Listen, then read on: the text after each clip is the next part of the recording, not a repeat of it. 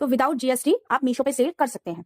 लेकिन जैसे कि मैंने आपको पहले भी बोला था, मैं यही एडवाइस करूंगी आप जीएसटी लें। यदि आप सेल कर रहे हैं, आप ऑनलाइन बिजनेस करने का प्लान कर रहे हैं, तो आप जीएसटी जरूर लें। पहले जीएसटी लें फिर करिए। विदाउट जीएसटी वाला जो फॉर्मूला है पूरी तरह से फेल है, ये वर्क भी नहीं करता। मुझे नहीं समझ आता सेलर इसे स्टार्ट ही क्यों करते हैं। ठीक है, तो ये वेस्ट है, टाइम वेस्ट कर रहे हैं आप, अपना जो भी बजट लगाए उसे वेस्ट कर रहे हैं, तो इसे मत कीजिए। लेकिन फिर भी मैं आपको बता देती हूँ जो सेलर कर रहे हैं उन्हें क्या बेनिफिट होते हैं और कहाँ कहाँ प्रॉब्लम्स आती हैं।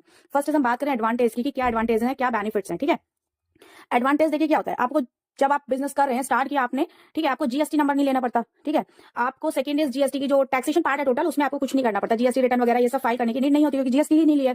तो फर्स्ट ये खत्म हो गया, टैक्स का कोई पार्ट आपको नहीं करना पड़ता। सेकंड क्या होता है कि शिपिंग जो है, ये शिपिंग चार्जेस कम लगते हैं, डिलीवरी फास्ट हो जाती है कस्टमर को, क्योंकि आप यहाँ पे सिर्फ अपनी स्टेट के अंदर ही सेल कर रहे हैं। सपोज दैट कि आप दिल्ली में हैं तो दिल्ली के अंदर ही आप सेल कर सकते हैं, इसके बाहर आप सेल नहीं कर सकते। ठीक है, आप इंटर स्टेट ही से सेल कर सकते हैं।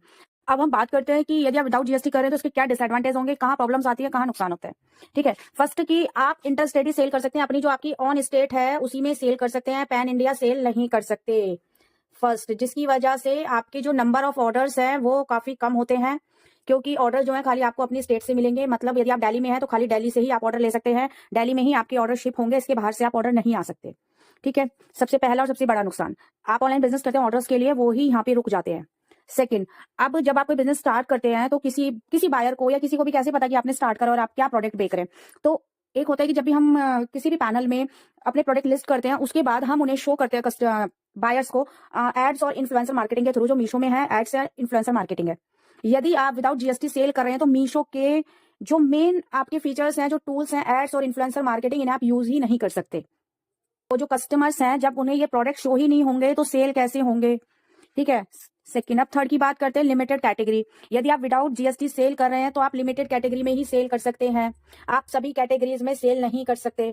ठीक है, अच्छा बात करते हैं fourth point is non GST account. अब एक सेलर ने नॉन जीएसटी अकाउंट, जीएसटी नहीं था, उसे झंझट में पड़ना ही नहीं था जीएसटी वगैरह के, उसके पास प्रोडक्ट रखे थे। मोस्टली वही लोग अकाउंट क्रिएट करते हैं जिनके पास प्रोडक्ट होते हैं। वो कहते हैं क्यों जीएसटी के लफड़े में पड़ना, जब विदाउट जीएसटी ही मेरा बिक जाएगा। उन्होंने अकाउंट क्रिएट कर लिया। ठीक है, अकाउंट क्रिएट करने के बाद अब उन्होंने सेल करना स्टार्ट कर दिया, ऑर्डर्स आने लग गए। ठीक है, अब ऑर्डर्स आने के बाद अब उन्हें लगा कि अब मुझे जीएसटी ले लेना चाहिए।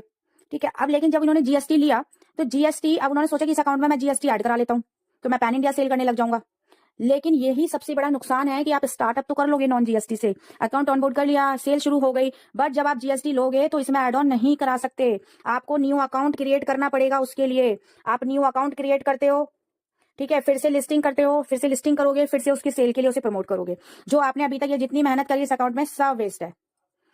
तो फ्रेंड्स, मैं सिर्फ आपको यही बताना चाह रही हूँ कि आप विदाउट जीएसटी करने का प्लान कर रहे हैं तो इसे बिल्कुल कैंसिल कर दीजिए, किसी भी तरह से आपको बेनिफिट नहीं देगा। सिर्फ एक